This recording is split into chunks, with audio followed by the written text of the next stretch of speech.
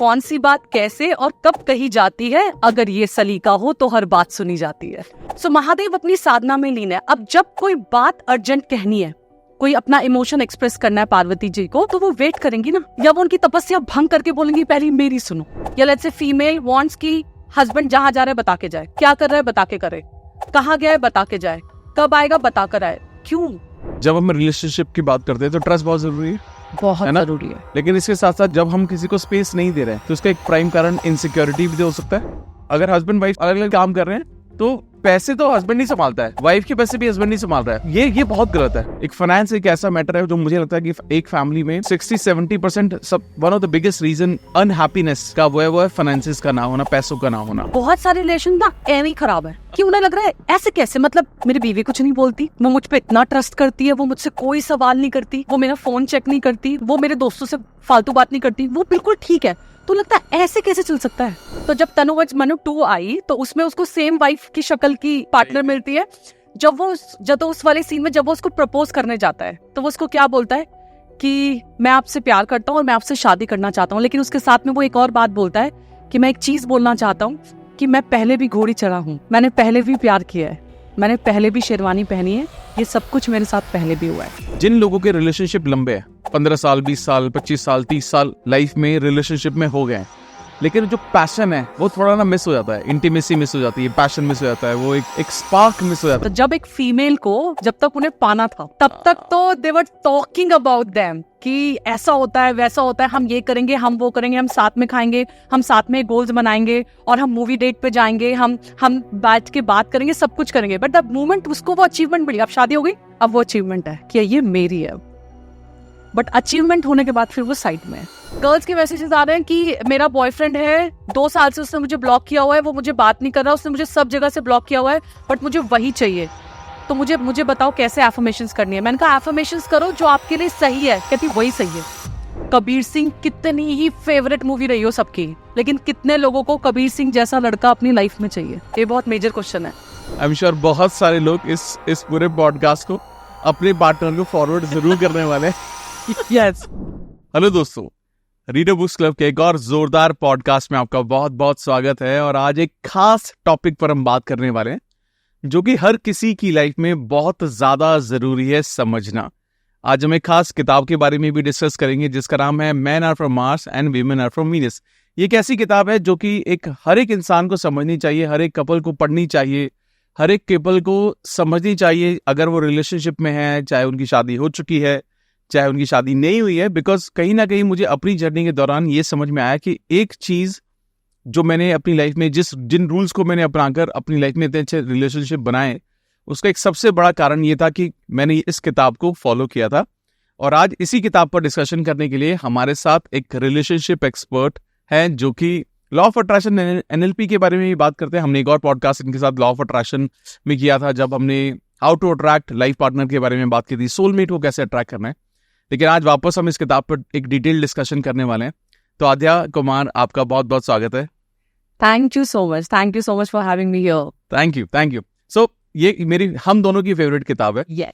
क्योंकि कहीं ना कहीं हमें ये समझ में आया कि इस किताब को पढ़ने के बाद आई थिंक हम ऐसा महसूस हम करने लगे थे कि बहुत सारी जो प्रॉब्लम्स हैं वो अपने आप ही खत्म हो गई, जो कभी थी नहीं, जो हमने मनगढ़ंत बना ली थी, वो अपने आप सॉल्व हो गई। तो इस पर बात करते हैं, इस पर चर्चा करते हैं आज। बिल्कुल। तो what do you think about this book? इस किताब के बारे में आपका वैसे क्या कहना है? ये किताब हर किसी को पढ़नी चाहिए बिकॉज जेंडर है, मैन है, फीमेल है, पार्टनर्स बनते हैं, बॉयफ्रेंड गर्लफ्रेंड है, फिर बाद में शादी होती है, पार्टनर्स बनते हैं। तो एक्चुअली कई बार हम इन चीजों में उलझे रहते हैं कि ऐसा क्या है जो काम नहीं कर रहा, and we are not able to understand कि ये भी करके देख लिया, ये भी करके देख लिया, ये भी करके देख लिया, बट कुछ तो है जो समझ नहीं आ रहा। या कई बार हम ये समझ नहीं पाते कि क्योंकि मैंने ऐसा बिहेव किया तो सामने वाले का ऐसा ही होना चाहिए था, बट ऐसा नहीं है बिकॉज उसका जेंडर अलग है, उसका थॉट प्रोसेस अलग है, उसका साइकोलॉजिकल माइंड अलग है, तो उसको नहीं समझ में आ रहा। तो इस किताब में उन बहुत सारी चीजों के जवाब है जो हमें सच में समझ में नहीं आते कि ऐसा क्यों है। तो फीमेल्स के अगर कुछ नेचर है, कुछ कैरेक्टरिस्टिक्स है, तो वो क्यों है। मेन के अगर कोई नेचर है या कोई उनका स्टाइल है किसी चीज को करने का, किसी बात को एक्सप्रेस करने का अगर कोई स्टाइल है, तो वो क्यों है ऐसा। तो उन सब ट्रेट्स, पर्सनैलिटीज के बारे में इस बुक में which is called man are from Mars and women are from Venus में दिया हुआ है। और बहुत अच्छे से जॉन ग्रे ने एक्सप्लेन किया है। तो आई सजेस्ट ये बुक सबको पढ़नी चाहिए। अमेजिंग, बिकॉज मेरी खुद भी जो आप ये बात बोल रहे हो कि एक मैन कैसे सोचता है, एक फीमेल कैसे सोचती है, मेल फीमेल कैसे सोचता है, अगर यही हमें समझ में आ जाए तो मुझे लगता है हमारी 90% ऑफ द प्रॉब्लम जो रिलेशनशिप में लोग फेस करते हैं, या ब्रेकअप भी महसूस करते हैं, या डिवोर्सेस भी महसूस करते हैं, आई डोंट थिंक वो कभी भी होंगे फिर। बिल्कुल, उनकी जो परसेंटेज है वो बिल्कुल खत्म हो जाएगी। जीरो बिल्कुल नहीं कह सकते, बिकॉज इसके अलावा भी कुछ चीजें हो सकती है पर्सनली, बट बहुत कम हो जाएगी, मतलब बहुत कम हो जाएगी। अमेजिंग। सो शुरुआत करते हैं सबसे पहले इस सवाल से कि अक्सर एक मेल को लगता है कि फीमेल नहीं समझ रही है, पार्टनर नहीं समझ रहा है, और एक फीमेल को लगता है कि भैया मेरी तो सुनते ही नहीं है ये, या मुझे समझ नहीं रहे हैं कि मैं लाइफ से क्या चाहती हूँ। तो इस पर आपका क्या कहना है, ऐसा क्यों होता है? जैसे मैंने अभी शेयर किया कि मेन विमेन, एक तो जेंडर्स ही अलग हो गए, ठीक है। साइकोलॉजिकल ब्रेन अलग तरीके से काम करता है, एक फीमेल का और एक मेल का। जो ब्रेन की वायरिंग है वो बहुत अलग तरीके से हुई है। तो इसलिए ये सबसे पहले एक्सेप्टेंस ये है कि एक्चुअली अलग होते हैं, अलग थॉट प्रोसेस होता है, अलग सोचते हैं, अलग चीजें करने का तरीका है। बट अगर बात करें दोनों की, अगर सवाल ये है कि दोनों एक दूसरे की बात नहीं समझ पाते, फीमेल को लगता है मेल उसकी बात नहीं समझता, मेल को लगता है फीमेल उसकी बात नहीं समझती, तो इसका जो सबसे बड़ा रीजन है that is communication. They don't know the language of communication. उन्हें नहीं पता। सो एक्चुअली चैलेंज क्या है कि जैसे फॉर एग्जाम्पल मैं so I was reading one of the book 5 love languages by Gary Chapman. उसमें एक बहुत अच्छी बात बोली कि जैसे हम जब छोटे होते हैं तो हमारे पास कोई लैंग्वेज नहीं होती, धीरे धीरे हम बड़े होते हैं तो जो हम पेरेंट्स से सुनते हैं वो पेरेंटल लैंग्वेज हमारी मदर टंग लैंग्वेज बन जाती है। उसको सीखने में क्या एफर्ट लगता है? Answer is no. हाँ, नहीं, बिकॉज हम उसे सुन रहे हैं, हमारे पेरेंट्स उसको बोलते हैं, हमारे आसपास के रिलेटिव सेम लैंग्वेज बोलते हैं। It can be Hindi, English, Punjabi, Bengali, anything, और इंग्लिश, व्हाटएवर। तो एफर्ट नहीं लगता, हम उस लैंग्वेज को सीखते हैं। बट जब फ्यूचर में लाइफ में हम जब बड़े होते हैं या किसी हम ऐसे चीज में जाते हैं कि हमें एक और लैंग्वेज सीखने का मन करता है, तो हम कोई और लैंग्वेज सीखते हैं। क्या उस लैंग्वेज को सीखने में एफर्ट लगता है? Answer is yes. तो सीखने में वक्त भी लगता है, एफर्ट भी लगता है। ओके, लेकिन जब आप किसी ऐसी जगह जाते हो, जब आपकी लैंग्वेज, मान लीजिए आप किसी दूसरी कंट्री में गए हो, आपकी मदर टंग कुछ और है और वहां की लैंग्वेज कुछ और है, आपकी लैंग्वेज कुछ और है, वहां की लैंग्वेज कुछ और है, तो क्या आप अपनी बात 100% कम्युनिकेट कर पाते हो? Answer is no. So for example, आपको इंग्लिश नहीं आती है, कम आती है, और आप एक ऐसी कंट्री में गए जहां पे English is the main language, तो आप क्या बोलोगे? ब्रो, एड्रेस, टैक्सी, फेयर, और आप उसको एड्रेस दिखाओगे, तो आपकी जो कम्युनिकेशन लैंग्वेज थी वो आधी हो गई। And that is the reason you are not able to express. अब एक्सप्रेस करने का तरीका क्या है? You need to learn that language जो सामने वाले को समझ में आ सके, तो आपको सीखनी पड़ेगी। अब सीखने के लिए एफर्ट लगानी पड़ेगी, ऑफ कोर्स, क्योंकि जब आप दुनिया में कोई दूसरी लैंग्वेज सीखने निकलते हो तो उसके लिए आपको एफर्ट लगाने पड़ते हैं। तो प्यार की भी एक लैंग्वेज है, मेल की अपनी लैंग्वेज है, लव लैंग्वेज है, और जो फीमेल है उसकी अपनी लव लैंग्वेज है। सिमिलरली कम्युनिकेशन का जो तरीका है उसकी भी लैंग्वेज दोनों की अलग अलग है। अब यहाँ हो क्या रहा है, क्योंकि दोनों की लैंग्वेज अलग है, अब या तो मैं आपकी लैंग्वेज सीखूं और आप मेरी कम्युनिकेशन लैंग्वेज सीखें, तो ये गाड़ी पटरी पर आ सकती है। प्रॉब्लम क्या है? मैं अपनी लैंग्वेज में कुछ बोल रही हूँ जो आपको समझ नहीं आ रहा, आपकी अपनी कम्युनिकेशन लैंग्वेज है जो मुझे समझ नहीं आ रहा, जिसकी वजह से कॉन्फ्लिक्ट होता है। तो इट्स नॉट अबाउट कि वो सुन नहीं रहे, इट्स अबाउट कि वो लैंग्वेज ही नहीं पता, वो कम्युनिकेशन का तरीका ही नहीं पता, वो स्टाइल ही नहीं पता कि कैसे क्या किया जाए। वो एक वसीम साहब का बहुत पुराना शेर है जो उन्होंने बहुत अच्छे से कहा है कि कौन सी बात कैसे और कब कही जाती है, कौन सी बात कैसे और कब कही जाती है, अगर ये सलीका हो तो हर बात सुनी जाती है। तो ये जो सलीके हैं ना, ये सीखने पड़ते हैं। जैसे हम होता है ना, हमारे अपने ट्रेडिशंस है, मैंने कुछ आपके सीखे, कुछ आपने मेरे सीखे, कुछ वैल्यूज आपकी और अच्छी थी वो मैंने आपसे सीखी, आपने मुझसे सीखी। सिमिलरली जो कम्युनिकेशन की लैंग्वेज है, ये दोनों गड़बड़ बोल रहे हैं, तो उनको ये कम्युनिकेशन की लैंग्वेज समझने की जरूरत है कि आपको कौन सी आती है। अगर आपको हिंदी आती है, मैं पंजाबी में बोल के क्या करूंगी अगर आपको समझ ही नहीं आ रही? मतलब जब हम लैंग्वेजेस की बात कर रहे हैं कि जैसे ही समझ में आ गया कि एक मेल और फीमेल अलग अलग तरीके से सोचते हैं। करेक्ट। तो इसका क्या इट इज अबाउट एक्सप्रेसिंग कि वो क्या चाहते हैं एक दूसरे से, या किस बारे में है ये बेसिकली कि वही कि आपको कब मुझे समझना है, लड़ाई हुई तो क्यों हुई, ठीक है। अब जो कम्युनिकेशन है, फॉर एग्जाम्पल कम्युनिकेशन में हम कहाँ गड़बड़ कर रहे हैं कि मान लीजिए अगर किसी बात पे लड़ाई हुई, एक पॉइंट ऑफ व्यू का डिफरेंस है, ठीक है। अब लड़ाई दोनों में से कौन किस बात पे लड़ रहा है? क्या वो इस बात पे लड़ रहा है कि कौन सही कौन गलत, या इस बात पे लड़ रहा है कि क्या सही और क्या गलत? अरे हाँ, वाह। एक का जो ट्रेट है दैट इज कौन सही कौन गलत, वो इसी बात को लड़ाई में साबित करता रहेगा कि तुम सही नहीं हो, तुम गलत हो, मैं सही हूं। और एक क्या कह रहा है, लेट्स से एक जना क्या कह रहा है दोनों में से कि कौन क्या सही है क्या गलत। तो फोकस शुड बी क्या सही है क्या गलत, focus not should be on कि कौन सही है कौन गलत। तो ये जो चीजें है ना कि वो हम समझा ही नहीं पा रहे। अब एक की लैंग्वेज है कि फीमेल्स की लैंग्वेज है, they want to express, they love to express, उन्हें प्यार एक्सप्रेस करना अच्छा लगता है, उन्हें जज्बात एक्सप्रेस करना अच्छा लगता है, they are very emotional. Man is not expressive और लेस एक्सप्रेसिव। अब ये उसकी गलती नहीं है, उसका वो ट्रेट है उसका, या उसकी पर्सनालिटी है कि वो बहुत एक्सप्रेसिव नहीं हो पाते। कुछ लोग वक्त के साथ सीख लेते हैं। तो वो समझना है कि अगर कम एक्सप्रेस भी कर रहा है तो उस बात पे झगड़ा मत करो ना। ओके, वो टाइम आएगा that they will express. Come expressive होते हैं, ऊपर से खुद तो एक्सप्रेस करते ही नहीं है, बट सामने वाला एक्सप्रेस कर रहा होता है तो उनको ये भी नहीं पता रिएक्ट कैसे करना है। That is the main issue. अब यहाँ पे मेजरली क्या होता है कि जो मैंने जैसे कम्युनिकेशन की मैंने बात करी कि जो लगता है कि एक दूसरे को नहीं सुनते, वो मेजर इज कम्युनिकेशन लैंग्वेज, वो है। अब उसमें लैंग्वेज दोनों की अलग अलग है। फॉर एग्जाम्पल लेट्स से जो मेल है दैट इज रिजल्ट ओरिएंटेड, अच्छा, ओके, प्रॉब्लम सॉल्वर, हाँ, ठीक है, उसे प्रॉब्लम सॉल्व करने पे उसका फोकस रहता है। तो जब वो सुन रहा है तो वो इस थॉट से सुन रहा है कि मुझे इसका जवाब देना, मुझे इसको सॉल्व करना, because is a problem solver. Female को कई बार सुनना इसलिए सुनाना है क्योंकि उसे सोल्यूशन चाहिए ही नहीं, उसे सिर्फ सुन लो, उसे अपना खाली करना है सुबह से शाम तक का, राइट, उसे सोल्यूशन नहीं चाहिए। सो ये अलग अलग लैंग्वेज अलग हो गई कि वो अच्छा, ये उसके प्यार जताने का तरीका है कि अगर ये मेरे पास कोई प्रॉब्लम लेकर आई है, मैं इसको सोल्यूशन दूंगा, इसलिए वो सुन रहा है।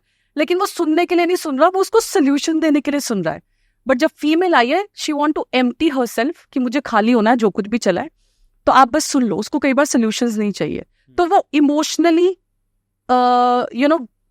एक्टिव है, और वो अपना जो है आपका वो क्या बोलते हैं, रिजल्ट ओरिएंटेड है।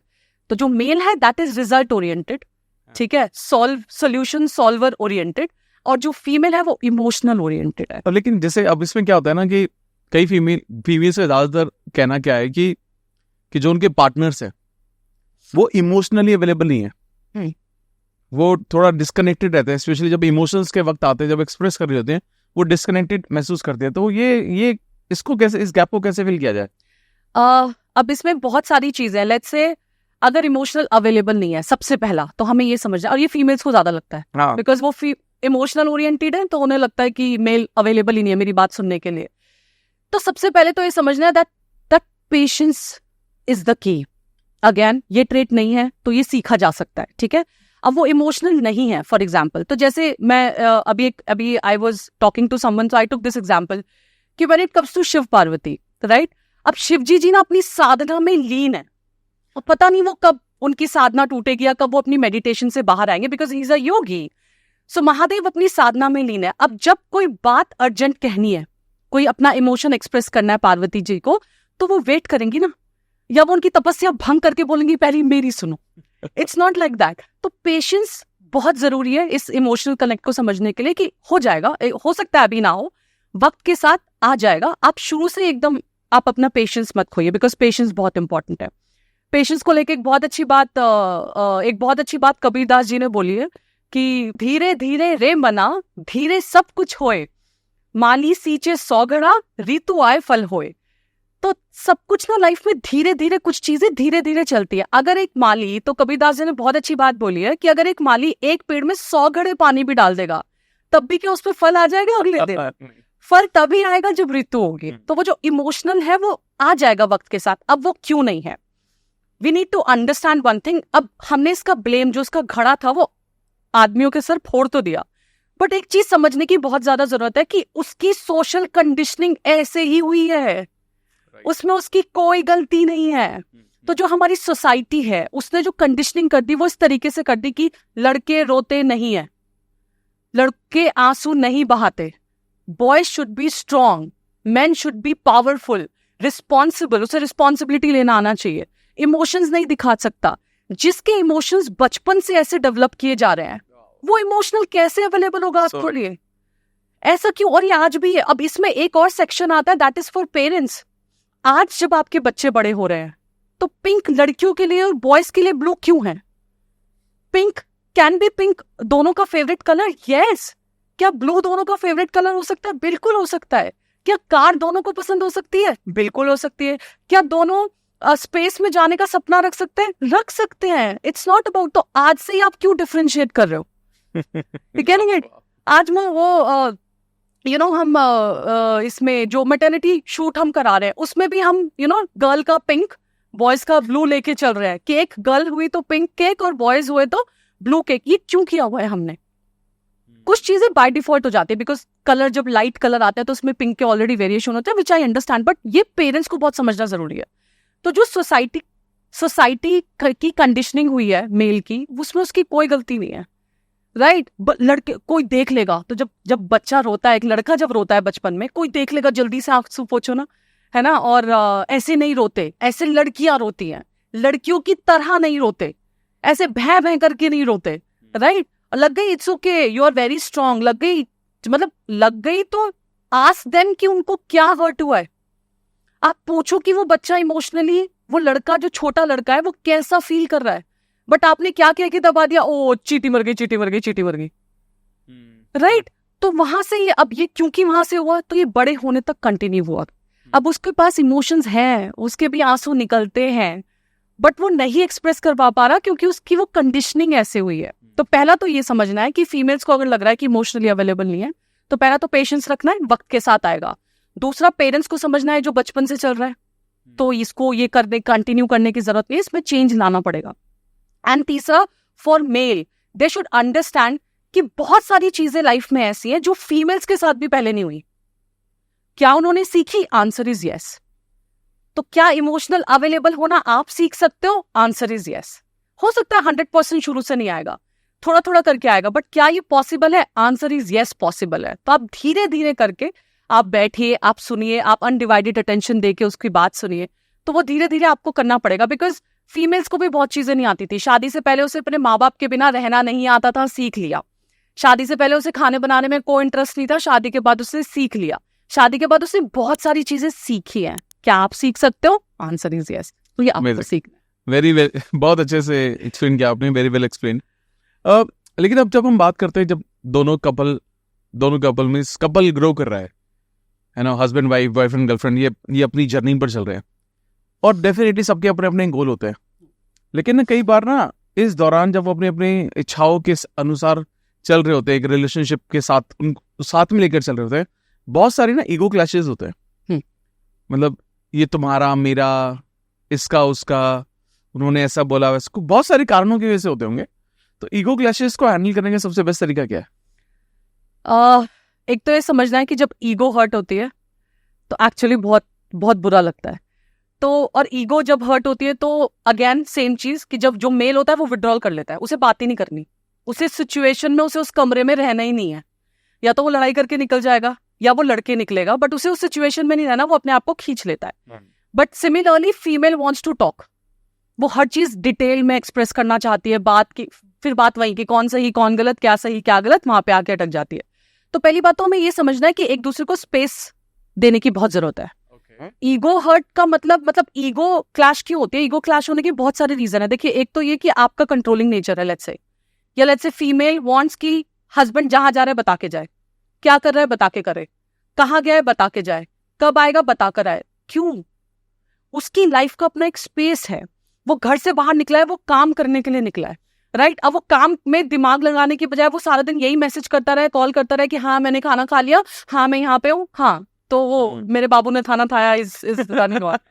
तो उसके पास टाइम नहीं है और आपको नहीं पता वो किस सिचुएशन में है, राइट? हो सकता है अगेन बॉस की डांट खा रहा हो या कुछ हो, तो वो समझने की जरूरत है। फीमेल्स के साथ क्या है कि फीमेल्स अगर वर्किंग है या नॉन वर्किंग भी है, तो आप उनको, अगर वर्किंग है तब भी आप उनको ये एहसास मत दिलाओ कि आप कुछ नहीं हो, आपका कुछ नहीं है। वो घर में काम कर रही है तब भी आप उसको ये मत करो कि आप कुछ नहीं करते, आपसे कुछ नहीं होगा। तो वो ईगो, पहली बात तो हर्ट नहीं करनी। एक ईगो बहुत ज्यादा हर्ट हो जाती है जब जो रिलेशनशिप है ना, दैट इज इंटरडिपेंडेंट। आज की लाइफ क्या हो गई है? Self dependent. और ये मैं भी बोलती हूँ आई ऑल्सो से दिस कि लड़कियों को सेल्फ डिपेंडेंट होना चाहिए आज की तारीख में, बहुत इंपॉर्टेंट है, करेक्ट, होना चाहिए, इट्स वेरी इंपॉर्टेंट। लेकिन सिर्फ अगर रिलेशनशिप में सिर्फ आप मान लीजिए एक कमरा है, 2 सेल्फ डिपेंडेंट लोग हैं, तो कब तक नहीं झगड़ेंगे, कब तक ईगो क्लैश नहीं होगा। तो जो रिलेशनशिप है ना, सेल्फ डिपेंडेंसी का है, लेकिन when it comes to relationship थोड़ा इंटरडिपेंडेंट भी होना सीखिए कि कुछ काम आपके हैं वो आप ही करोगे, कुछ काम मेरे हैं वो मैं ही करूंगी। तो जब ये वाली ट्यूनिंग बनी रहती है ना, तो फिर वो रिलेशनशिप बहुत खूबसूरती से आगे बढ़ता है। तो ये नहीं कि मैं आई एम स्ट्रांग, मुझे आपकी जरूरत नहीं है, मैं कर सकती हूँ, मैं आई एम वेरी स्ट्रांग, मैं बैंक जा सकती हूँ, मैं सामान खरीद के ला सकती हूँ, मैं खाना भी बना सकती हूँ, मैं घर भी देख सकती हूँ, मुझे आपकी जरूरत नहीं है। जहां ये आ गया ना जरूरत नहीं है, फिर रिलेशनशिप बचेगा नहीं, तो वो ईगो वहां भी क्लैश हो गई। दूसरा हो गया कि आप मेरे लिए चॉइस हो,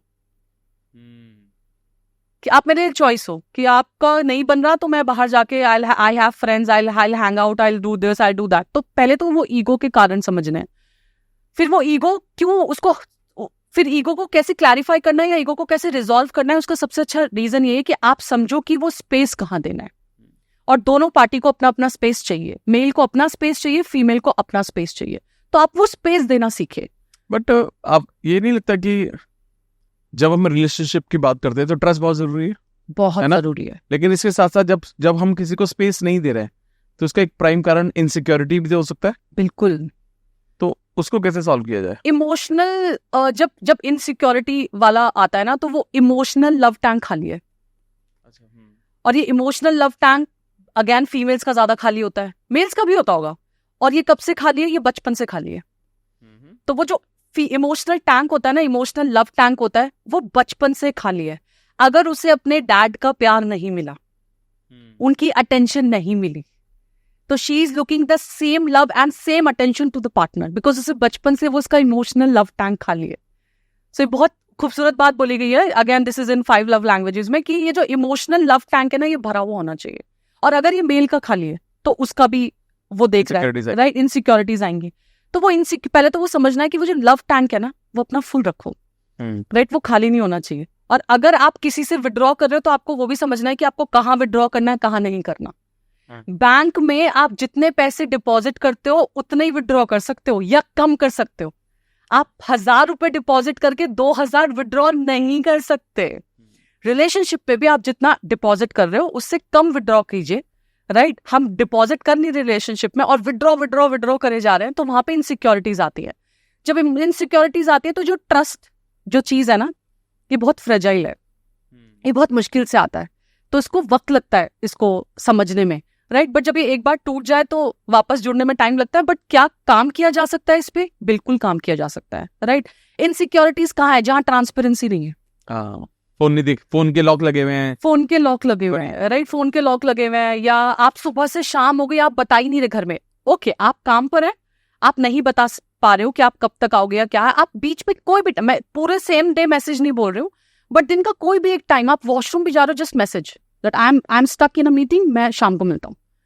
या फीमेल कहीं बाहर गई, मुझे लगता है ये कहीं ना कहीं ईगो का भी पार्ट है कि जो लोग मुझे, या तो आप जबरदस्ती निभाना ही नहीं चाह रहे हो रिलेशनशिप को, बिल्कुल, तो ट्रांसपेरेंसी है ही नहीं, राइट। जैसे आपने बोला फोन के लॉक हैं, या सोशल मीडिया पे क्या चल रहा है, फाइनेंशियल डिस्कस नहीं कर रहे हैं, फाइनेंस, ये बहुत major, like you said last time जब आपने बोला था कि तेरा पैसा मेरा पैसा, बट मेरा तो मेरा ही। ये एक्चुअली मतलब मैं ये देख रही हूँ, मेरे को कमेंट्स भी आए, बहुत लोगों ने मेरी बात से अग्री नहीं किया, बट ये है, मैंने देखा है कि तेरा पैसा मेरा पैसा, मेरा पैसा सिर्फ मेरा पैसा। फाइनेंसेस जो डिसएग्रीमेंट होती हैं, जो फाइनेंसेस इशू होते हैं, वो बेसिकली फाइनेंसेस डिसएग्रीमेंट पे है। अब इसमें क्या समझना है? पहला, इस जो फाइनेंसेस की बात आती है कपल्स में, again things should be transparent, right. अब आप कुछ रही है सैलरी, घर में बता कुछ और रहे हो, ये नहीं चलेगा, राइट। सिमिलरली फीमेल जो अपना अकाउंट्स नहीं दिखा रही, या उन्होंने कुछ फ्रीलांसिंग करी है तो कहीं और से भी आया, कहीं और से भी आया, कहीं और से भी आया, तो वो घर में नहीं बता रही है। मैंने अपनी फैमिलीज में बहुत जगह ऐसा देखा, they are not sharing everything. तो पहला, कपल्स को बैठ के फाइनेंसेस का there should be open discussion, बिल्कुल। पहला तो डिस्कशन ओपन होना चाहिए। अब जो फाइनेंशियल जो हम फ्यूचर के लिए प्लानिंग कर रहे हैं, दैट शुड बी ओपन। और वो मिलके होनी चाहिए। It should not be like कि मेल करे जा रहा है और फीमेल को पता ही नहीं है कि वो कहाँ म्यूचुअल फंड्स में डाल रहे हैं, कहाँ SIP में डाल रहे हैं, कहाँ किस में डाल रहे हैं, कहाँ किस में डाल रहे हैं। ये साथ में बैठ के करने की जरूरत है, राइट। अब इसमें बस एक चीज क्या समझनी है कि फीमेल्स भागती है इससे, राइट। जहां फाइनेंसिस की बात आती है वहां फीमेल्स भागती हैं। अब अगेन पेशेंस का यहाँ भी रोल है कि आपने बहुत बार देखा होगा कि जब एक वाइफ या एक लाइफ पार्टनर, लेट्स से, या आपकी गर्लफ्रेंड, जो भी आप बोलो, वो गाड़ी सीखने शुरू करेगी ना, तो मेल नहीं सिखा पाते, करेक्ट है। और गलती से भी हल्का से भी गड़बड़, एक तो वैसी डरी हुई बैठी है, राइट, कि उसको कार चलानी है, और जरा सी भी हल्की सी गड़बड़ हुई तो लाइक ऐसे करो, मिरर ठीक करो, ठीक है, ये करो, इसको गियर डालो, तुम्हें एक्सेलेरेटर और ब्रेक का फर्क नहीं पता। अब वो वहां पे घबरा जाती है। फिर वो एंड में क्या बोलता है मेल कि तुम ना जाके ड्राइवर से ही सीखो, मेरे बस की नहीं है। Similarly when it comes to finances, females को है इशू, मतलब मैथ्स कह लो या फाइनेंस कह लो, उनका इंटरेस्ट कम है, it's okay, which is fine, ठीक है। लेकिन अगर कोई समझना चाह रही है, या हस्बैंड बैठ के उसको समझाए और वो पेशेंस लूज ना करे अगर उसको कोई एक बात नहीं समझ में आई है, टेक टाइम। हो सकता है उसे वो फाइनेंसेस एक डिस्कशन में समझ में आए, 2 में आए, 3 में आए, 5 में आए। छोड़ना नहीं है ना, पार्टनर्स है ना, ऐसे कैसे छोड़ दिया कि छोड़ो तुम्हारे बस का नहीं है। तो डोंट से तुम्हारे बस का नहीं है, बैठ के समझाओ, उसे समझ में आएगी। और ये बात दोनों को के लिए बहुत इंपॉर्टेंट है, बिकॉज फ्यूचर किसी ने नहीं देखा। वेरी इंपॉर्टेंट, बिकॉज फ्यूचर में क्या होगा नहीं पता, कौन रहेगा, कौन लंबा जिएगा, कोई नहीं जानता। इससे दोनों को फाइनेंसेस पता होना चाहिए, दिस शुड बी लाइक बिल्कुल ट्रांसपेरेंट। तो जब अगर फाइनेंशियल ये सिक्योरिटी आ जाएगी तो फिर फाइनेंशियल डिसएग्रीमेंट्स नहीं होंगे, अगर आप इतनी ट्रांसपेरेंसी रखोगे तो। क्योंकि मैंने भी हमने ऐसे हम दोनों ने साथ में कई जगह देखा है ऐसा कि फैमिली में पार्टनर को, हस्बैंड को कुछ हुआ बाय चांस, और बहुत कुछ अच्छा होने के बावजूद भी वाइफ को कुछ भी आइडिया नहीं है कि कहाँ है, कहाँ पैसा इन्वेस्टमेंट है, इंश्योरेंस के पेपर कहाँ रखे हैं, अकाउंट कहाँ पर है, पैसा पर्सनली किसको दिया, इसका कोई कैलकुलेशन ही नहीं है Actually. और ये सबसे बड़ा मेरे को लगता है कि आई थिंक, लेकिन मुझे लगता है दोनों की रिस्पॉन्सिबिलिटी ज्यादा है। At the one, you know, obviously female को ओनरशिप लेनी चाहिए, उन्हें दिखाना चाहिए कि आई नो अबाउट फाइनेंसेस, और क्योंकि भैया फैमिली चला रही है, घर चला रही है, तो उनको पता है। एट द सेम टाइम मुझे ऐसा भी महसूस होता है कि उनको अपने फाइनेंसेस का, आजकल क्या होता है ना कि अगर हस्बैंड वाइफ साथ में काम कर रहे हैं, तो मतलब अलग अलग भी काम कर रहे हैं, तो पैसे तो हस्बैंड नहीं संभालता है, वाइफ के पैसे भी हस्बैंड नहीं संभाल रहा है, और वो ये बहुत गलत है। मतलब आप कॉन्फिडेंस आपको भी खुद के अंदर नहीं है, और आपको भी लगता है कि नहीं, they can handle better, which is fine, हो सकता है, करेक्ट, लेकिन क्या आपको पता है? एट द सेम टाइम मुझे लगता है कि मेल जो नहीं बताते, वो इसलिए नहीं बताते क्योंकि वो बहुत सारे ना उल्टे सीधे खर्चे करते हैं, गैजेट्स खरीदने में, अनरियलिस्टिक इन्वेस्टमेंट्स में, बहुत सारी ऐसी चीजें करने की कोशिश करते हैं जो कि शायद पूछेंगे तो नहीं करेंगे। लेकिन मैं ये मानता हूं कि अगर आपका एक कॉमन गोल है और लाइफ में आप बहुत आगे बढ़ना चाहते हैं, एक फाइनेंस एक ऐसा मैटर है जो मुझे लगता है कि एक फैमिली में 60-70% सब, one of the biggest reason unhappiness का वो है फाइनेंसेस का ना होना, पैसों का ना होना। अग्री है ना, अगर इसको बैठ के अगर सॉर्ट किया जाए तो बहुत सारी चीजें हो सकती हैं, बिल्कुल हो सकती हैं। फैंटास्टिक। एक चीज जैसे अब आपने एक बार बात की थी, ट्रस्ट के बारे में हमने बात की। बहुत बार लोग ना they get into, because they अपने आप को बहुत सफोकेटिंग महसूस करते हैं, they get into extra affair और बाहर कुछ ना कुछ देखने लगते हैं, कंधा ढूंढने लगता है। तो व्हाट डू यू थिंक कि अगर कोई ऐसी सिचुएशन में आ जाता है तो उसको कैसे रिजॉल्व करना चाहिए? एक्स्ट्रा मैरिटल वाला जो इशू है, ये बहुत पेनफुल इशू है। तो लेकिन क्या इसे रिजॉल्व किया जा सकता है? पहला, ये पर्सनल चॉइस है। हाँ। कि आप खुद को चांस देना चाहते हो, आप एक सामने वाले पार्टनर को चांस देना चाहते हो, तो वो है। नो डाउट ये बहुत पेनफुल प्रोसेस है, बट अगर आप चांस देना चाहते हो और एक दूसरे ने ये एक्सेप्ट कर लिया कि गलती हुई है, बिकॉज ये समझना पड़ेगा कि अगर एक्स्ट्रा मैरिटल अफेयर हुआ है तो उसके 2 रीजन रहे होंगे, जो हमारी जो चॉइसेस है वो मीट नहीं होती। या तो वो इमोशनल लेवल पे मीट नहीं हुई, या वो फिजिकल लेवल पे मीट नहीं हुई। दोनों में से कोई एक ही रीजन होता है जो इंसान बाहर भागता है। तो पहले तो ये समझना जरूरी है कि गलती कहाँ हुई। अब जब आपने समझ लिया, आपने एक्सेप्ट कर लिया उसको कि गलती हुई है, तब इसका हीलिंग प्रोसेस पॉसिबल है।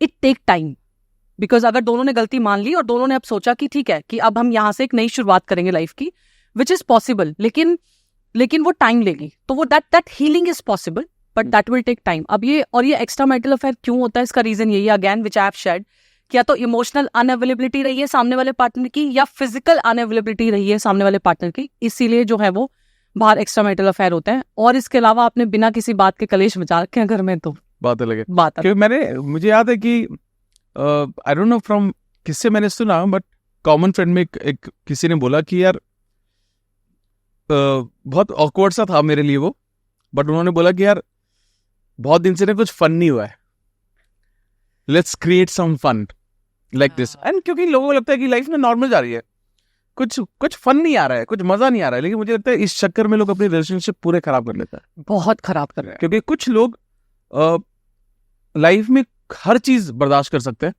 लेकिन ये चीज बर्दाश्त नहीं कर सकते। एब्सोल्युटली। और उनके डिक्शनरी में उस चीज को लेकर माफी नहीं है, माफी नहीं है। They will not forgive. तो ये आई थिंक इसलिए मैं हमेशा ही बोलता हूँ कि यार इस बारे में चांस मत लो एक्चुअली। और इसमें क्या ना, what I have seen also, कि जैसे अभी आपने एक बहुत अच्छी बात बोली कि लाइफ में कुछ फन चाहिए।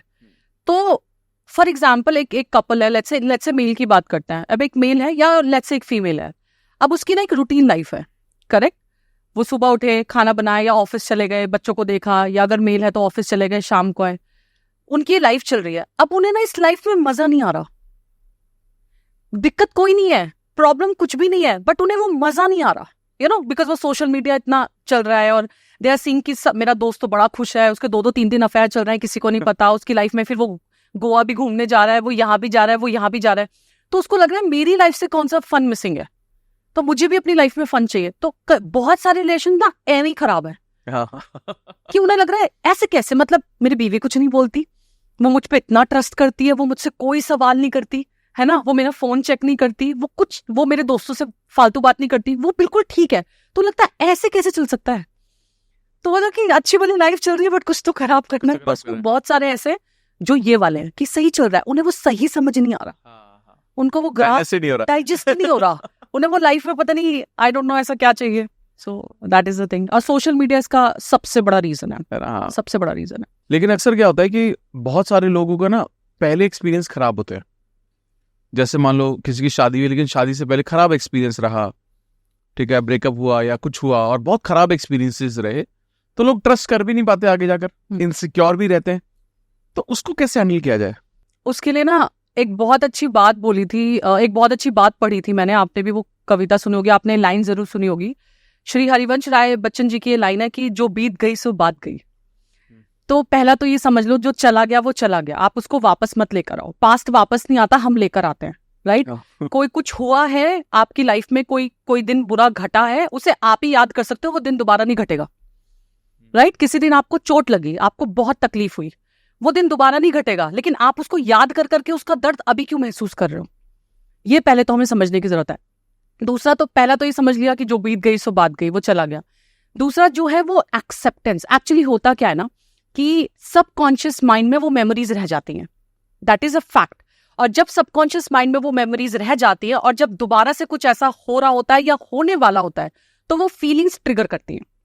अब जब वो फीलिंग्स ट्रिगर करती है तो इंसान फिर लड़खड़ाता है कि अगर मैं दोबारा स्टेप इन किया मैंने, तो पहला जैसा ना हो जाए, दोबारा से डिसरिस्पेक्ट ना हो, मुझे छोड़ के ना चला जाए पार्टनर, या कुछ भी हो जाए, क्योंकि उसकी वो फीलिंग्स ट्रिगर हुई है। तो यहाँ पे मेन इश्यू आता है। इसको समझना क्या है, समझने की क्या जरूरत है कि ये होगा, but the most important part is that accept and move on, right. तो again I was sharing with someone, अभी किसी तो पॉडकास्ट पे भी मैं शेयर कर रही थी कि आपने मूवी देखी होगी तनु वेड्स मनु, तनु वेड्स मनु की 2, जो Tanu weds Manu 2 return I guess, हाँ। तो उसमें तो जब तनु वेड्स मनु 2 आई तो उसमें उसको सेम वाइफ की शक्ल की पार्टनर मिलती है। जब तो उस वाले सीन में जब वो उसको प्रपोज करने जाता है, तो वो उसको क्या बोलता है कि मैं आपसे प्यार करता हूँ और मैं आपसे शादी करना चाहता हूँ, लेकिन उसके साथ में वो एक और बात बोलता है कि मैं एक चीज बोलना चाहता हूँ कि मैं पहले भी घोड़ी चढ़ा हूँ, मैंने पहले भी प्यार किया है, मैंने पहले भी शेरवानी पहनी है, ये सब कुछ मेरे साथ पहले भी हुआ है। तो वो एक्सेप्ट करता है that this is happened with me, ये सब कुछ नया नहीं है। उसके साथ साथ वो जो उसकी पार्टनर होती है वो भी एक्सेप्ट करती है, राइट, कि उसका जो भी पास था, जो भी था, इसने एक्सेप्ट कर लिया, अब ठीक है, अब यहां से हम अपनी लाइफ शुरू करते हैं। तो फिर वो शादी की बात आगे करते हैं। तो पहला जो इंपॉर्टेंट पार्ट है दैट इज एक्सेप्ट। अब आपने एक्सेप्ट कर लिया, आपने मोर देन 50% जंग जीत ली एक्सेप्ट करते। Now you have to let go and move on. अब लेट गो करने के लिए बहुत सारे तरीके हैं। आप लेट गो में आप चाय लिख के फाड़ के फेंक दीजिए, फोटो जला दीजिए, या उसको एक लेटर लिख के पानी में बहा दीजिए। लेट गो करने के बहुत सारे तरीके हैं। और अगर जब आपने लेट गो कर लिया, इसके साथ साथ एक बहुत इंपॉर्टेंट चीज है, that is you need a healing. You need a healing for self. वो सेल्फ हीलिंग बहुत जरूरी है। और सेल्फ हीलिंग के लिए सबसे अच्छा क्या है, हमने अपनी बहुत सारी वीडियोस में शेयर भी किया है, that is a practice, a Hawaiian practice which is called ho'oponopono. It's a healing prayer. Right. तो आपको सबसे पहले खुद को हील करने की जरूरत है। आपने एक्सेप्ट कर लिया ना गलती हो गई, अब आप अपने आप को हील कीजिए, अपने आप को माफ कीजिए और आगे बढ़िए।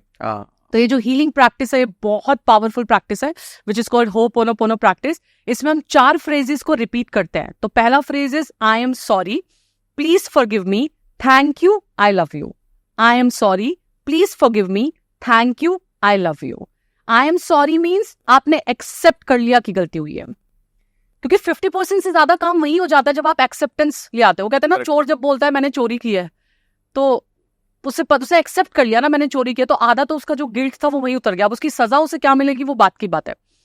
तो या मैंने कोई गलत काम किया, मैंने एक्सेप्ट कर लिया। तो आई एम सॉरी मीन्स आपने एक्सेप्ट कर लिया कि आपने गलती करी है। नाउ प्लीज फॉरगिव मी, तो अब मैं एक हीलिंग जर्नी पे जा रही हूँ, अब प्लीज मुझे माफ कर दीजिए। आई love you, right, thank you, because अब मैं जर्नी पे जा रही हूँ तो आप मुझे इसके लिए शुक्रिया अदा करना चाहती हूँ, बिकॉज मुझे पता है बहुत कुछ अच्छा लाइफ में आना वाला है, और जो आने वाला है उसके लिए एडवांस में आई लव यू या थैंक यू जो है, मतलब I am sorry, please forgive me, thank you, I love you. तो ये अगर आपने हीलिंग प्रेयर कर ली, you will see you know amazing changes. आपका मेरे ख्याल से मास्टर क्लास भी है। यस, इस पे मेरा डिस्क्रिप्शन में हाँ एक यूट्यूब पे मास्टर क्लास है, तो उसमें होपोनोपोनो का सब कुछ दिया हुआ है। इसको आप अपने करियर में, रिलेशनशिप में, मनी के लिए, हेल्थ के लिए, किसी भी एरिया में आप यूज कर सकते हो। और इस एरिया में जहाँ पे सबकॉन्शियस माइंड में आपकी चीजें हील होनी है, आपको ट्रिगर कर रही हैं, इसके लिए बहुत इंपॉर्टेंट है। अक्सर क्या होता है, जैसे कुछ हिस्से में तो यहाँ से रिकवरी मिल जाएगी, लेकिन जैसे बहुत बार क्या होता है कि जिन लोगों के रिलेशनशिप लंबे हैं, मतलब 15 साल, 20 साल, 25 साल, 30 साल लाइफ में रिलेशनशिप में हो गए हैं, लेकिन जो पैशन है वो थोड़ा ना मिस हो जाता है, इंटीमेसी मिस हो जाती है, पैशन मिस हो जाता है, वो एक स्पार्क मिस हो जाता है, वो ना लाइफ ना एक स्टैंडर्ड पेस पे चलाने लगते हैं वो, बस फिर वो लाइफ चल रही है, कट रहा है, वक्त कट रहा है सिर्फ। उसको कैसे किया जाए, उसको ठीक कैसे किया जाए? या आप बोल रहे हो जो लॉन्ग टर्म, जिनके बहुत साल हो गए? हाँ, बहुत साल हो गए। अब इसमें ना 2 चीज बहुत अच्छी है। पहली है कि मैंने अभी थोड़े दिन पहले ना शेयर किया था कि एक वीडियो शेयर किया था मैंने अपने इंस्टाग्राम पे, जिसपे एक 70s की रील थी संजीव कुमार जी की, जिसमें वो बताते हैं कि रिलेशनशिप क्या है। तो उसमें उन्होंने बहुत अच्छी बात बोली कि जब आपका कोई रिलेशनशिप चल रहा था, उसमें एक बंदा पूछता है संजीव कुमार जी से कि आपको पता है एक फलाना कपल था, बहुत मस्त था, लोग उनके प्यार की, उनकी रिस्पेक्ट की दाद देते थे, बट उनका अभी डिवोर्स हुआ है। तो संजीव कुमार पूछते हैं क्या बात करो, उनका डिवोर्स हो गया, ऐसा क्यों हुआ? तो वो इंसान बोलता है कि ऐसा इसलिए हुआ कि जब आप दोस्ती करते हो, तो जब आप किसी के दोस्त होते हो, आप उस दोस्ती में एफर्ट्स मारते हो और सारी जिंदगी मारते हो। मिलने का एफर्ट मारोगे, गिफ्ट देने का एफर्ट मारोगे, बर्थडे पे विश करने का एफर्ट मारोगे, उसके साथ कहीं खाने पे जाने का एफर्ट मारोगे, right? You had yesterday a great time with your friends. हम एफर्ट मारते हैं, फ्रेंडशिप में एफर्ट मारते हैं। हम वो सेम एफर्ट प्यार में नहीं मारते, हम वो एफर्ट रिलेशनशिप में नहीं मारते, क्योंकि वो तो हो गया ना, वो कहाँ जाएगा, राइट? दोस्त भी कहीं नहीं जा रहा, we are not understanding that दोस्त भी कहीं नहीं जा रहा, बट दोस्ती में हम एफर्ट मारते हैं, मिलने का, बात करने का, मैसेजेस भेजने का, गिफ्ट देने का, हर चीज करने का। सेम एफर्ट हम रिलेशनशिप में नहीं मारते, इसलिए जो रिलेशनशिप का स्पार्क है ना वो कम होता चला जाता है। That is one. Second thing is, इसमें मेल को एक बहुत इंपॉर्टेंट चीज क्या समझने की जरूरत है। So I was watching one of the reel, इनकी शमानी, राज शमानी जी की एक रील में देख रही थी। उन्होंने एक बहुत अच्छी बात बोली उसमें कि a male should understand that there is a difference between a person and a sofa. Right? अब what is that? Basically क्या होता है, जो मेल है वो अचीवमेंट ओरिएंटेड है, गोल ओरिएंटेड है, उसको अचीवमेंट्स अच्छी लगती है। जब फीमेल्स के ग्रुप से आप मिलोगे, जब आप देखोगे फीमेल्स मिल रही हैं, तो वो क्या बातें करती हैं, कैसे हो, कैसा चल रहा है सब कुछ, ठीक है, नेक्स्ट क्या प्लान है, गोवा चले क्या, या मेडिटेशन करें क्या, या मैंने योगा क्लासेस मैंने ज्वाइन की है, या वो अपने आप को इम्प्रूव करने की बात करती है, या मेकअप नया खरीदा, या ड्रेसेस, अब मैं एक नए स्टाइल का ड्रेसेस पहन, तो they want to improve themselves every time. आप मेल से मिलके देखिए, मुझे अगली गाड़ी ये चाहिए, मुझे अगला घर खरीदना है, ये नया फोन लॉन्च हो रहा है मुझे लेना है, तो दे आर अचीवमेंट पीपल, उन्हें अचीवमेंट्स पसंद है, मटेरियलिस्टिक बोल सकते हैं। अब उनके साथ होता क्या, जब उनकी अचीवमेंट हो गई, अब वो उनके लिए घर में पड़े हुए एक सोफे की तरह है। तो जब एक फीमेल को जब तक उन्हें पाना था तब तक तो दे वर टॉकिंग अबाउट देम कि ऐसा होता है वैसा होता है, हम ये करेंगे, हम वो करेंगे, हम साथ में खाएंगे, हम साथ में गोल्स बनाएंगे और हम मूवी डेट पे जाएंगे, हम बैठ के बात करेंगे, सब कुछ करेंगे। बट द मोमेंट उसको वो अचीवमेंट मिली, अब शादी हो गई, अब वो अचीवमेंट है कि ये मेरी है। बट अचीवमेंट होने के बाद फिर वो साइड में है, उसके लिए एफर्ट्स नहीं है। So basically what they need to understand, जिनके लॉन्ग टर्म रिलेशनशिप है, जिनकी शादी को टाइम हो गया, जिनके रिलेशनशिप को टाइम हो गया, वो स्पार्क जिंदा करने के लिए उन्हें वो एफर्ट्स लड़ाने पड़ेंगे। Efforts can be communication, undivided attention, phone बंद, घंटी बंद, डोरबेल बंद, सब कुछ बंद और बैठ के सिर्फ आप बात कीजिए। Undivided attention, right? इंसान को कहते हैं ना, we listen to reply not to understand. तो हमें वो समझने के लिए सुनना है, समझने के लिए समझना है बेसिकली। तो वो हमें बहुत बहुत इंपॉर्टेंट है। आप डेट नाइट पे जाइए, आप छोटे छोटे जेस्चर्स, बाहर गए तो कुछ लेकर आ गए खाने की चीज, लाइक जैसे हम करते हैं, हमें बड़ा लगता है कि अगर एक पार्टी में जा रहा है तो दूसरे के लिए कुछ लेकर आएगा, राइट? तो कुछ ले आए, कुछ गिफ्ट ले आए, बाहर चले गए, मूवी देख लिया, या घर में मूवी देखी बट फोन साइड में रख के, घर पे बैठ के नेटफ्लिक्स देखा बट फोन साइड में रखे। तो वो अनडिवाइडेड अटेंशन जो है ना, और जो छोटे छोटे आपके जेस्चर्स हो गए, वो बहुत इंपॉर्टेंट है। और ये समझना मेल को बहुत जरूरी है कि अब अचीवमेंट हो गई, अब वो या खुशी आप मर्सिडीज पे ले आओ, आपको कितनी देर खुशी हो गई एज अ मेल? बहुत आने के बाद तो बहुत कम है ना, बहुत कम ना। फिर वो है ठीक है, मतलब है अच्छी, वो कभी कभी साथ जाएगी, अच्छा लगेगा, बट मिल गई। तो जब फीमेल आपकी पार्टनर बन जाती है तो वो आपके लिए अचीवमेंट थी, और वो अचीवमेंट आपको मिल गई, आपने उसको साइड पर रख दिया। तो you need to understand that there is a difference between a person and a sofa. This is good. अब जब दोनों पार्टनर बहुत ज्यादा करियर ओरिएंटेड है, बहुत कुछ करना चाहते हैं, which is great, and I feel आज के टाइम में तो होना ही चाहिए दोनों लोगों को, और दोनों लोगों को सपोर्ट भी करना चाहिए। तो उस दौरान रिलेशनशिप को कैसे मैनेज किया जाए? बैलेंसिंग जरूरी है, बट हाँ, बैलेंसिंग में ये which I understood and I feel is 50-50 मुश्किल है। एक मेल के लिए और एक फीमेल के लिए भी 50-50 मुश्किल है कि 50% करियर पे फोकस करे, 50% रिलेशनशिप पे फोकस करे। ये पॉसिबल ही नहीं है। ये हो सकता है कि अगर एक मेल लेट्स से जॉब पे जा रहा है और एक फीमेल जॉब पे जा रही है, करियर पे फोकस कर रही है, तो मंडे टू सैटरडे अगर वो करियर पे फोकस कर रही है तो फिर Sunday should be family, undivided. जिस तरह अनडिवाइडेड करियर को दिया, राइट? तो फिर वो 1 डे हो या 2 डेज हो, दैट शुड बी फिर फैमिली। फिर उसमें कोई मेल, कोई फोन, कुछ नहीं होना चाहिए। तो वो बैलेंसिंग बहुत जरूरी है। बैलेंसिंग में again 50-50 will be difficult, but इस तरह से हम बैलेंस कर सकते हैं। लेकिन वो ये नहीं हो सकता कि आप मंडे टू संडे में आप लगे ही पड़े हो, विच इज लिटिल डिफिकल्ट। तो एक ये चीज समझने की जरूरत है।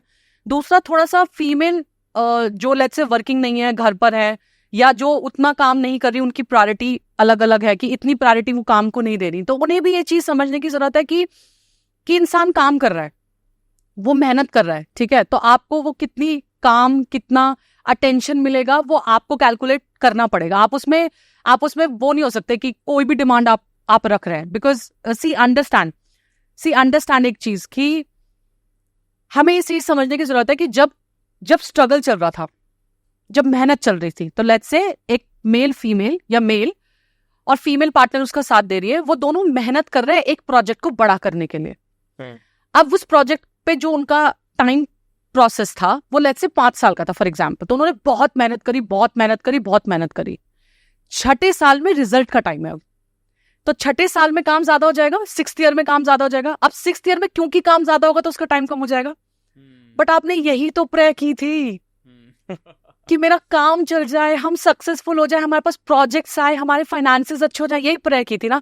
अब जब उसको इन कैश करने का टाइम आया है, अब आपको अपने लिए टाइम चाहिए, तो वो आपको बैलेंस करना थोड़ा सा समझना पड़ेगा, राइट? और मेल को क्या समझना, अगर 7 डेज दे रहे हैं, या फीमेल जो वर्किंग है, करियर ओरिएंटेड है, अगर 7 डेज दे रहे हो, 6 डेज दे रहे हो, तो 8th will be undivided for the family, कि फिर उसके अलावा लाइफ में कुछ और ना हो। लेकिन ऐसा क्यों है कि एक मेल की और फीमेल की जो एक्सपेक्टेशन है वो बहुत अलग है?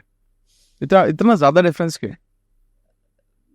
थॉट प्रोसेस की वजह से, जैसे मैंने आपसे शेयर किया, दोनों की ब्रेन वायरिंग अलग अलग है, दोनों की अपब्रिंगिंग्स अलग अलग है, राइट? एक तो जेंडर तो नो डाउट अलग अलग ही है, बट दोनों की अपब्रिंगिंग्स भी बहुत अलग अलग तरह की है, तो एक्सपेक्टेशंस अलग है। अगेन मेल इमोशनल नहीं है तो उसका मैकेनिकल ज्यादा है या मटेरियलिस्टिक ज्यादा है, फीमेल इज इमोशनल, अब बचपन से उसने इमोशंस दिखाए हैं, इमोशंस देखे हैं, तो वो इमोशनल ज्यादा है. She want to sit, she wants to talk, she wants to discuss everything in detail. मतलब लड़ाई भी हुई है तो वो डिस्कस करनी है कि क्यों हुई, किस लिए हुई, इसकी शुरुआत कहाँ से. वो 10 साल पुरानी बात भी आपको याद दिला देगी लड़ते वक्त.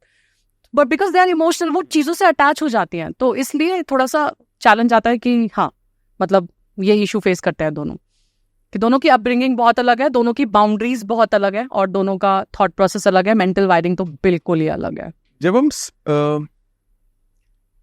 एज अ कपल बात करते हैं तो इंडिविजुअल गोल होना भी लाइफ में बहुत जरूरी है. यस. और कई बार क्योंकि जब इंडिविजुअल गोल मिस होते हैं लोगों के तो हम ना सेल्फ वर्थ खो देते हैं या खुद से प्यार करना छोड़ देते हैं. ठीक है, कई बार हम या तो we care too much for others also, है ना. जैसे फीमेल है, ये अक्सर उनके साथ होता होगा क्योंकि वो नेचुरली दे आर लवर और गिवर होती हैं. वो करेक्ट, माँ ही बन जाती हैं. आफ्टर पॉइंट ऑफ टाइम वो उनका नेचर भी माँ जैसे ही हो जाता है कि वो अपने पार्टनर को भी या बच्चों को भी मतलब बहुत ज्यादा केयर वाले मोड में आ जाती हैं. लेकिन इस दौरान वो सेल्फ वर्थ बहुत खो देती हैं यस, कि वो खुद क्या कर सकती हैं. तो रिलेशनशिप में सेल्फ लव और सेल्फ वर्थ का होना कितना जरूरी है? बहुत ज्यादा जरूरी है. बिकॉज जैसे मैंने शेयर किया कि अब जो मेल है ना, वो कैसे रखा गया है, उनको कैसे पोर्ट्रे किया गया है, that male is a provider. हाँ. वो चीजें प्रोवाइड करेगा. And female is a nurturer, right. तो she nurtures everything with emotions, तो उसको वो अच्छा लगता है बेसिकली, लेट्स से. ठीक है, अब इसमें एक चीज और क्या हुई, इसमें एक चीज और क्या होती है कि जब हम किसी रिलेशनशिप की शुरुआत करते हैं तो पहले तो ये समझते हैं कि सेल्फ वर्थ जाती कहाँ है, कब चली जाती है. जब किसी भी रिलेशनशिप की शुरुआत होती है तब आप प्यार में हर चीज को हाँ करते हो, राइट. अगर आपके पार्टनर ने बोला कि हम तो नॉन वेजिटेरियन नहीं है, तो आप बोलते हो मैं आज से वेजिटेरियन हो गई या हो गया, राइट. मेरे घर में पूजा पाठ ज्यादा होती है, तो आपने बोला ठीक है मैं नहीं करती हूँ बट मैं कर लूंगी. हमारे उसमें इस तरह के कपड़े अलाउड नहीं है, ये वेस्टर्न कपड़े अलाउड नहीं है, तो आप बोलते हो हाँ. शादी के बाद आप ज्यादा फोन पे लड़कों से बात नहीं करोगे, आपने प्यार में बोल दिया ओके. आप सोशल मीडिया पे ज्यादा नहीं वो एक्टिव रहोगे, आप लेट नाइट पार्टीज में नहीं जाओगे, आपने बोल दिया. तो आपने क्या करा, आपने अपना जो रिमोट था ना वो पहले ही दिन से किसी और के हाथ में दे दिया और अब आप उस पर कठपुतली की तरह नाच रहे हो. और एक टाइम आएगा जब आप थक जाओगे, आपकी भी बैटरी डाउन होगी, सेल्स ड्रेन हो जाएंगे और उस दिन आपको रियलाइज होगा मैं तो कुछ और थी या मैं तो कुछ और था. स्पेशली फीमेल्स के साथ ज्यादा होता है. तो पहला ये समझना है कि आपको एक हेल्दी बाउंड्री सेट करनी है किसी भी रिलेशनशिप में आने से पहले. वो आपका गर्लफ्रेंड बॉयफ्रेंड का है, फियांसी का है, ठीक है, या आपका हस्बैंड वाइफ का रिलेशनशिप है, आपको वो हेल्दी बाउंड्री सेट करने की जरूरत है. कि मतलब एक कपल में एक वेजिटेरियन एक नॉन वेजिटेरियन क्यों नहीं हो सकता, मुझे समझना है, राइट. एक कपल में मतलब दोनों सोशल मीडिया पे क्यों नहीं हो सकते, दोनों के फ्रेंड्स से क्यों नहीं बात कर सकते. Like my friends talk to you, your friends talk to me, right. कल आपके फ्रेंड्स आपके साथ हैं और उसके बाद भी वो लाइक हमने मजा किया, मैंने कहा अरे बहुत अच्छा हुआ, and they were sharing pictures. It is beautiful thing. तो वो हेल्दी बाउंड्रीज सेट करने की बहुत जरूरत है. आप प्यार में पहले हर चीज को हाँ बोल देती हो और उसके बाद आपको लगता है कि मेरी तो सेल्फ वर्थ रही नहीं. हमारे यहाँ जॉब नहीं होती फॉर एग्जाम्पल, आपने बोला ओके. आई रिमेम्बर जब मेरे डैड मेरे लिए रिश्ते जब आ रहे थे और कोई भी आ रहा था, तो ऐसे बहुत सारे रिश्ते आए मेरे लिए जिसमें था कि जो है वो डायमंड मर्चेंट है, जो फैमिली है that is a diamond merchant, और जो डायमंड मर्चेंट है उनका पर डे का ही बहुत अच्छा रेवेन्यू जनरेट होता है. तो हमारे यहाँ जॉब करने की जरूरत ही नहीं है, एक ने ऐसा कहा. देन वन फैमिली केम, उनका भी बहुत अच्छा बिजनेस था, बिजनेस फैमिली. दे सेड हमारे घर की बहुएं नौकरी नहीं करती. मेरे फादर की सिर्फ एक शर्त थी कि आपको जो कराना है, जैसे कराना है, जो करना है वो आपके ऊपर है. मेरी शर्त सिर्फ इतनी है कि जब मेरी बेटी की शादी आपके फैमिली में होगी, मेरी बेटी जब तक चाहेगी वो जॉब करेगी. और ये शर्त मेरे फादर की हम तीनों सिस्टर्स के लिए रही है. उनकी पहली और आखिरी शर्त ही यही थी. तो वो पहली बाउंड्री सेट कर दी ना. अब उसके बाद सामने वाले को समझना है तो मोस्ट वेलकम, नहीं समझना विच इज फाइन. तो वो हेल्दी बाउंड्रीज क्रिएट करना बहुत जरूरी है. अब अगर आपको अब भी आप जागे हो कि आपको नहीं समझ में आ रहा है, इस कारण आप सेल्फ लव तो बिल्कुल भूल जाते हो, आप खुद से प्यार करना भूल जाते हो. आप खुद से प्यार वापस करने के लिए, अपनी सेल्फ वर्थ लाने के लिए आप क्या कर सकते हो? पहला, मेक अ लिस्ट. अब वापस से चलो आज से शुरू करते हैं. एक लिस्ट बनाओ, आपको जो जो अच्छा लगता है. आपको बाइक चलानी अच्छी लगती है, आप बाइक चलाओ. राइट? ये मत सोचो कि कोई मना करेगा, लड़कियां बाइक नहीं चलाती, आपको जो अच्छा लगता है। और इट्स नॉट अबाउट कि जो काम लड़के करते हैं वही करना है, इट्स अबाउट आपकी चॉइस। आप एक लिस्ट बनाइए, आप बैठिए, अपने पार्टनर के साथ डिस्कस कीजिए, राइट? उसको प्यार से समझाइए, वही कहने का तरीका होता है, सलीका होता है। आप उसे समझाइए और अपनी सेल्फ वर्थ वापस ले आइए। आपको लगता है आपको जॉब करनी है, आप बैठिए अपने पार्टनर के साथ और बोलिए मुझे जॉब करनी है, आपको मेडिटेशन करनी है, आपको योगा करनी है, आप लिस्ट बनाइए और उस पर काम कीजिए। पॉसिबल है, बट ये बहुत जरूरी है सेल्फ वर्थ के लिए। Amazing, amazing, very well explained. ये कैसे समझा जाए कि हमारे लिए सही पार्टनर कौन है? ओके, जिसकी वैल्यूज आपसे मैच करती हैं, जिसके गोल्स कहीं ना कहीं आप जैसे हैं, राइट? जिसके इमोशंस कहीं ना कहीं आप जैसे हैं, तो आप समझ सकते हो कि आपके लिए सही पार्टनर है। बेसिकली वैल्यू सिस्टम में आप ये कह सकते हैं कि फैमिली ओरिएंटेड है, राइट? और उसके है ना, वो रिस्पेक्ट करना जानता है, वो फीमेल्स की रिस्पेक्ट करना जानता है, राइट? आपके गोल सेम है, गोल सेम इन टर्म्स ऑफ कि आप दोनों चाहते हो कि आप दोनों का एक सुंदर सा घर हो, राइट? आपका पार्टनर भी उस बारे में बात कर रहा है कि हम एक सुंदर सा घर बनाएंगे, हम गाड़ी लेंगे, या हम शादी के बाद ये करेंगे, या शादी के टाइम पे हम ये करेंगे।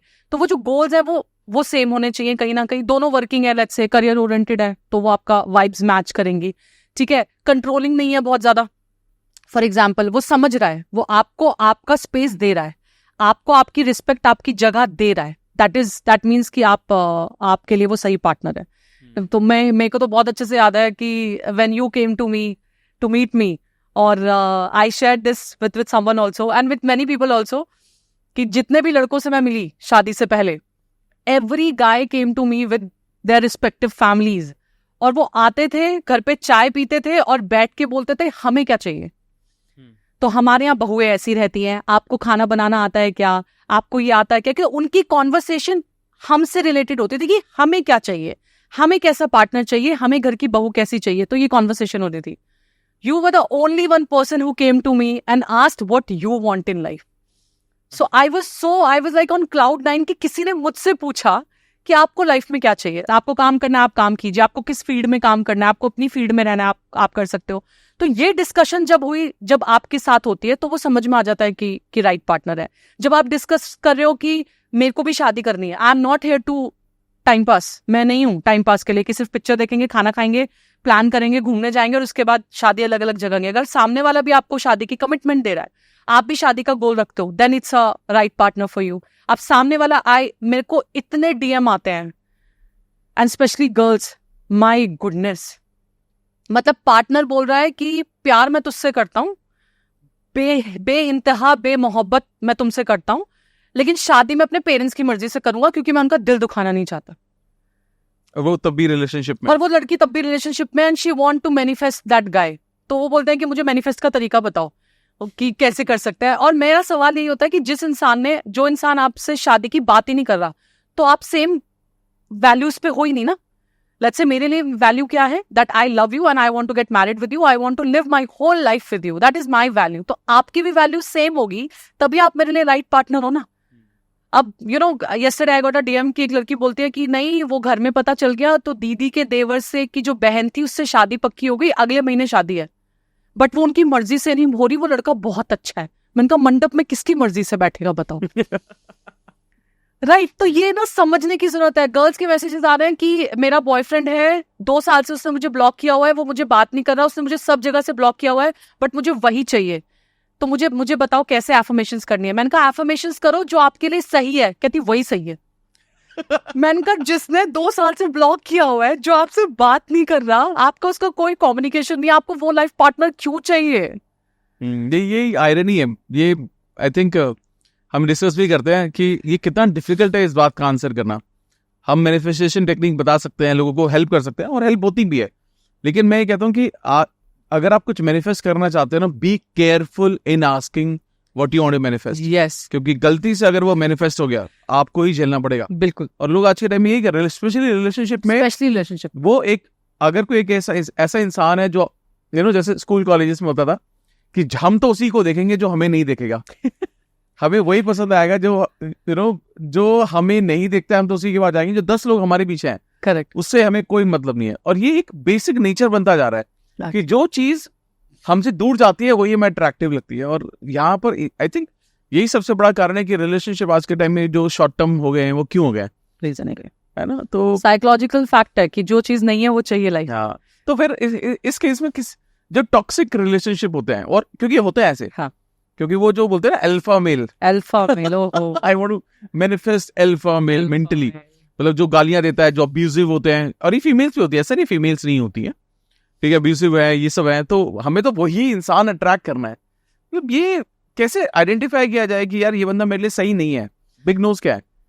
एक्चुअली एक तो ये जो अल्फा मेल वाला जो चला है ना कि, और ये फैक्ट भी आई डोंट नो, और सच में इसका जवाब नहीं है कि लड़कियां अगर मान लो एक कॉलेज में एक लड़का है, वो बेचारा हल्का सा फिल्मों में दिखाते हैं ना ऐसा कि जो तेल लगाता है बालों में, जो बड़े बड़े चश्मे पहनता है, उसके पीछे कोई नहीं है, जो बाइक पर आ रहा है, स्टंट मार के स्किट मार रहा है और खड़ी कर रहा है बाइक और फिर अंदर जा रहा है, हीरोपंती दिखा रहा है, वो सबको चाहिए।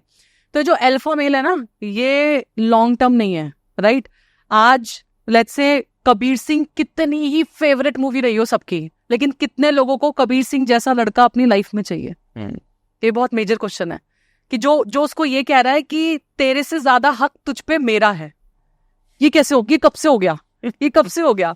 तो वो जो अल्फा मेल और अल्फा फीमेल वाली जो कहानी, अल्फा फीमेल में भी लोगों ने बहुत अलग वो ले लिया है, कि ड्रिंक्स कर रही हैं लड़कियां तो अल्फा फीमेल है। Drinking is not bad, smoking is not bad, I am saying, but वो जो लड़कियां लगी पड़ी हैं आपके आईटी सेक्टर्स हैं, जो बहुत सारे सेक्टर्स हैं, उसके बाद अगर वो कर रही है तो वो अल्फा फीमेल में आ गई, या आप कुछ अलग चीजें भी कर रहे हो तो वो अल्फा फीमेल में आ गई।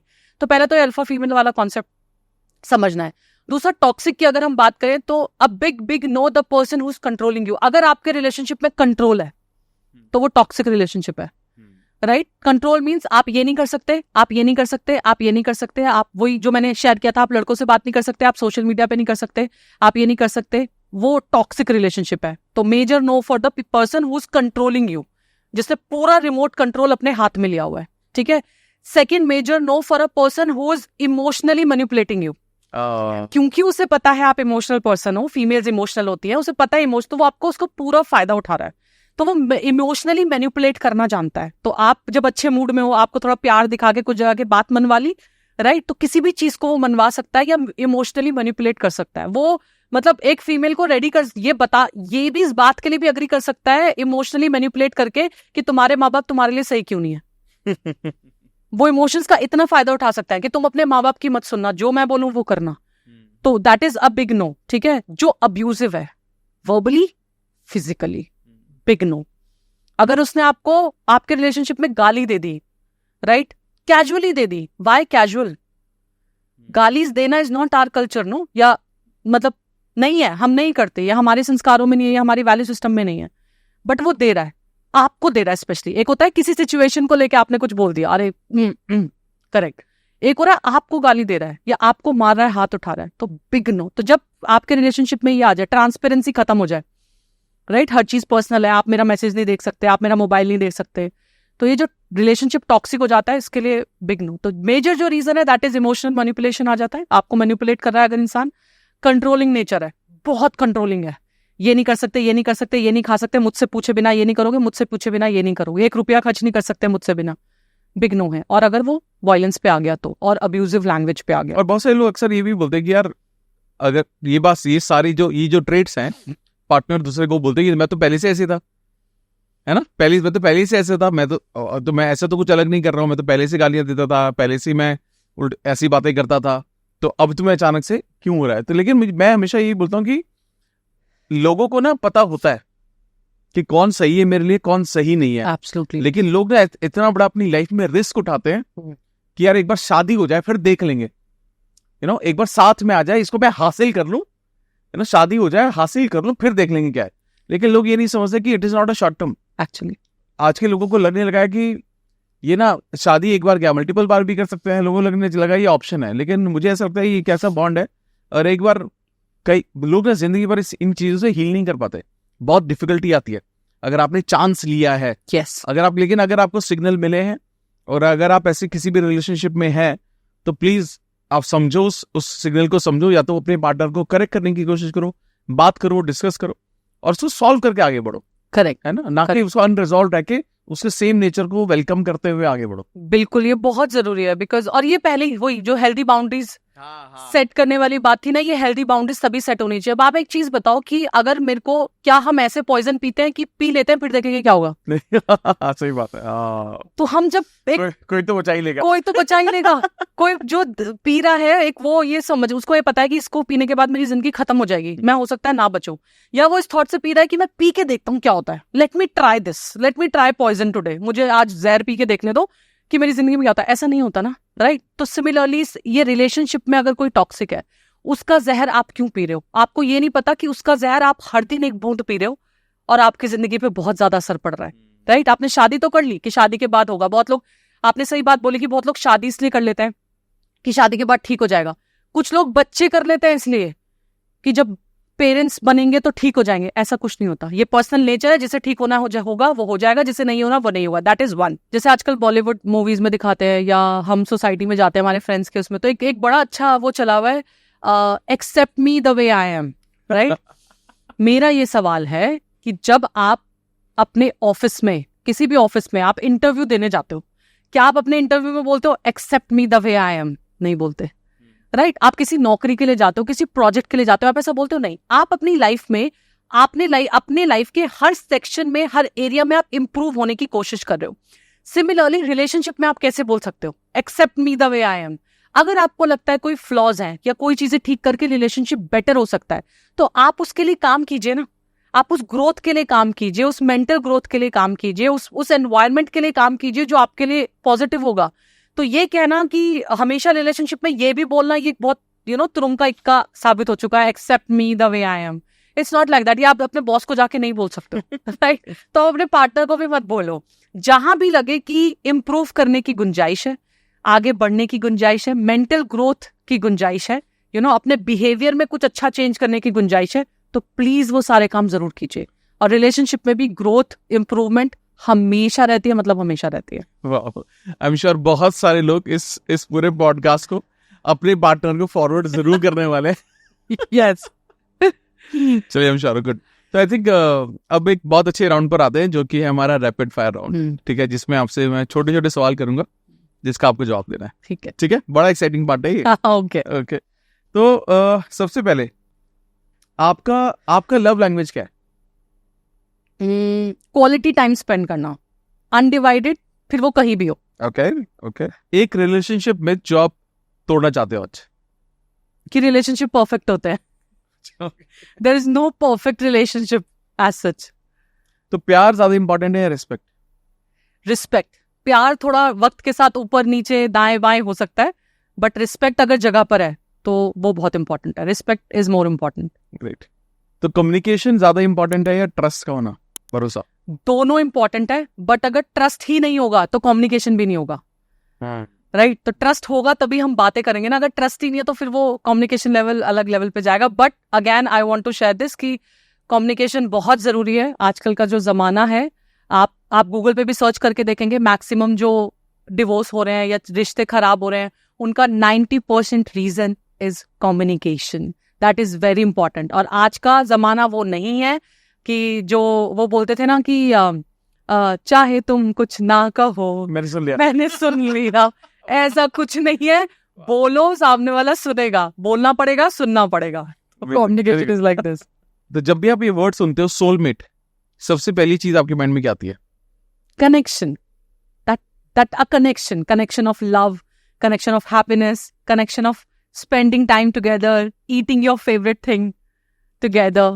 Great. आपके लिए एक रिलेशनशिप में डील ब्रेकर क्या है? कि मतलब रिश्ता अब खत्म, dishonesty. Okay. Do you believe in long distance relationship? बहुत लोगों के हैं, इसलिए बिलीव कर सकते हैं कि बहुत लोगों के हैं। बट हाँ, अगर उसमें एफर्ट्स हैं और कनेक्शन है, कनेक्शन नहीं टूटा है, एफर्ट्स लगाए जा रहे हैं, बात करने के लिए एफर्ट है, वीडियो कॉल करने के लिए एफर्ट है, तो long distance relationship yes. Okay. तो क्या कपल्स को अपने पासवर्ड्स शेयर करने चाहिए? It's a personal choice, but ऐसा नहीं है कि ये भी नहीं है 100% कि अगर आपका पार्टनर पासवर्ड शेयर नहीं कर रहा तो वो आपके लिए, मतलब उसके अलावा आप उस पर ट्रस्ट ही नहीं कर सकते। तो this is one of the section. It's not like कि अगर वो पासवर्ड शेयर नहीं कर रहा तो वो ट्रस्ट वर्दी नहीं है। ट्रस्ट के कुछ और भी पैमाने हो सकते हैं और ये पर्सनल चॉइस है। ओके। सबसे अच्छी रिलेशनशिप एडवाइस जो आपको आज तक मिली है? जो भी आपके पास है बी ग्रेटफुल, क्योंकि आपको नहीं पता कि सामने वाले के पास वो भी नहीं है। तो जैसा भी है, जो भी है, मैंने कहीं बहुत अच्छी बात सुनी थी कि मतलब कोई किसी को समझा रहा था, तब मैंने सुना था कि आप तो somebody was complaining about her husband, some female, one of the female was complaining about her husband, तो सामने वाले ने जवाब दिया कि बस इतना सोचो कि बहुतों के पास उनके लाइफ पार्टनर नहीं है, उन्हें छोड़ के जा चुके हैं। तो आपके पास जो भी है आज, be grateful. I love you पहले कौन किसको कहना चाहिए, लड़के को या लड़की को? कोई भी बोल दे, जिसे पहले लग जाए वो बोल दे, क्योंकि हो सकता है कोई एक दूसरे का वेट कर रहा हो, इसलिए कोई भी बोल दे। जो लव एट फर्स्ट साइट होता है, क्या ये रियल होता है या फिर? कुछ के लिए रियल है, कुछ के लिए नहीं है। कुछ लोगों को वक्त लगता है कनेक्शन बनाने में, तो कुछ के लिए यस, कुछ के लिए नो। क्या आपको सच में लगता है कि जो अपोजिट होते हैं वो सच में अट्रैक्ट करते हैं और वो बहुत अच्छे कपल्स बन सकते हैं? वैल्यूज सेम होनी चाहिए। Opposite can attract, values same होनी चाहिए। वैल्यूज अब ऑपोजिट नहीं होनी चाहिए। फैंटास्टिक। और एक लास्ट क्वेश्चन कि क्या लोगों को अपने एक्सेस के साथ फ्रेंडशिप रखनी चाहिए? या ये भी पर्सनल है, कुछ के लिए शायद काम करता है, बट मुझे लगता है बहुतों के लिए काम नहीं करता है, और नहीं ना ही रखे तो अच्छा है, बिकॉज ये बहुत कम लेवल पे है कि आपके वो ट्रिगर्स नहीं होंगे, तो इट्स बेटर कि ना रखा जाए। बट कुछ लोगों को लगता है कि हम अच्छे दोस्त बन के रह सकते हैं। फैंटास्टिक। तो thank you so much Aadya, and I am sure बहुत लाइट वे में बहुत डीप बातें हो गई आज, और हर किसी को कोई ना कोई जो सवाल वो लेकर चल रहे होंगे एक रिलेशनशिप में, उसका जवाब मिल गया होगा, और लोगों को ये भी समझ में आ गया होगा भाई किसको मैनिफेस्ट करना है, किसको नहीं करना है। गलत इंसान को मैनिफेस्ट भी मत करो, क्योंकि आपकी जिंदगी में तो आ जाएंगे, लेकिन आगे जो तहलका मचाएंगे वो, जिससे आपको बहुत परेशानी हो सकती है। Correct. Any final advice to our audience? For relationship again that it's like, जैसे हमारे उसमें बोलते हैं ना, हमारे स्पिरिचुअल वर्ल्ड में या रिलीजियस वर्ल्ड में बोलते हैं कि अर्धनारेश्वर एक रूप होता है, जो शिवजी जी और पार्वती माँ का एक रूप होता है, जिसको हम अर्धनारेश्वर बोलते हैं, आदि शिव आदि शक्ति। तो हमारे में ये बोला जाता है कि शिव के बिना शक्ति अधूरी है और शक्ति के बिना शिव अधूरे हैं। तो रिलेशनशिप में भी ना, जो मैंने एक बात बोली थी, इंटरडिपेंडेंसी थोड़ी सी रहनी चाहिए, राइट? वो रह कि कुछ तुम करो कुछ मैं करूँ, हर चीज में, चाहे वो एक छोटा जेस्चर हो, चाहे वो कम्युनिकेशन हो, चाहे वो सॉरी बोलना हो, कुछ भी हो, साथ में करो। और कम्युनिकेशन, अपनी बात को सही तरीके से रखो, सही समय पे रखो, अपनी बात को बोलो, अंदर ही अंदर अजम्पशंस मत पालो कि मैंने कहा तो ये, उसने कहा तो वो। अजम्पशंस पालने के बजाय just communicate your way with a positive words, like क्यों पॉजिटिव वर्ड्स का हमारे लाइफ में बहुत इंपॉर्टेंट रोल है। तो पॉजिटिव जो वर्ड्स है वो बहुत पॉजिटिव होने चाहिए, बिकॉज उनसे बहुत फर्क पड़ता है। तो आप अगर पॉजिटिव वर्ड्स को लेके सही एफर्मेशन करके लाइफ में ग्रेटफुल होके अपने रिलेशनशिप को और खूबसूरत बना सकते हैं, और आप ये करेंगे तो डेफिनेटली आपकी लाइफ में सुधार होगा, और आपके रिलेशनशिप्स और बहुत प्यारे हो जाएंगे, बहुत ग्रो करेंगे। Amazing. So thank you so much Adya. बहुत ही इंसाइटफुल, बहुत ही डिटेल्ड था, एंड आई एम श्योर क्योंकि आज सिर्फ हमने रिलेशनशिप पे बात की है, तो बहुत सारे लोगों को जवाब मिल गए होंगे। और इसीलिए मैं हमेशा सभी लोगों को एडवाइस करता हूँ कि ये किताब हर किसी को पढ़नी चाहिए। जिंदगी में कुछ भी करना, ये किताब मिस मत करना, चाहे आप अभी रिलेशनशिप में हो या नहीं हो, पहले थे नहीं थे, अलग हो गए नहीं हुए, ये किताब जरूर पढ़ना। आगे की जिंदगी, आगे का सफर आपका बहुत अच्छा हो जाएगा, बहुत कुछ सीखने को मिलेगा। सो thank you so much. And सभी में लिंक जो है आद्या के, मैं यूट्यूब का चैनल का जो लिंक है, इंस्टाग्राम का जो लिंक है, मैं डिस्क्रिप्शन में डाल दूंगा। फटाफट से सब्सक्राइब कर देना, फॉलो कर देना, क्योंकि मैंने भी इनको बोला है कि जल्दी से जल्दी अपना सोशल मीडिया को बहुत फोकस करके करेंगे काम, क्योंकि कहीं ना कहीं इनका प्राइमरी फोकस पर्सनल काउंसलिंग पर ज्यादा रहता है, सोशल मीडिया पर कम रहता है। बट अब कोशिश कर रही है ये भी अपना सोशल मीडिया पर पूरा फोकस करने की। तो सारे दोनों चैनल पर, यूट्यूब चैनल पर भी और इंस्टाग्राम पर, आप फॉलो जरूर कर लेना। और इसी तरह के बेहतरीन पॉडकास्ट के साथ मुझे कमेंट करके जरूर बताना कि किसको बुलाना है नेक्स्ट गेस्ट, और किस किताब पर बात करनी है वो मुझे जरूर बताना, ताकि एक बहुत ही बेहतरीन गेस्ट आए यहाँ पर और किसी बेहतरीन सी किताब के बारे में बात करें, और हम बहुत कुछ हम सबको सीखने को मिले। सो thank you so much. Thank you so much. Thank you so much. Thank you.